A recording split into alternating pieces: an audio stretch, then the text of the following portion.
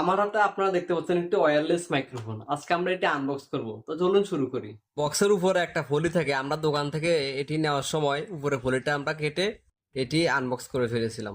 বক্সটি unbox করলে আমরা ভিতরে এরকম একটা চার্জিং কেস দেখতে পাবো, যেটা আবার ডিজিটাল ব্যাটারি চার্জিং দেখাবে।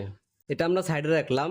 এরপরে আমরা দেখতে পাবো আর একটি ছোট বাক্স দেওয়া আছে, এর ভিতরে দেওয়া আছে একটি চার্জিং কেবল, যেটা ইউএসবি টাইপ সি। এটা আমরা সাইডে রাখলাম।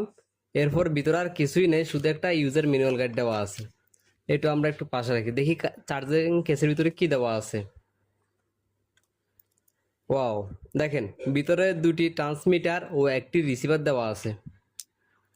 ও, এটা আবার ম্যাগনেটিক।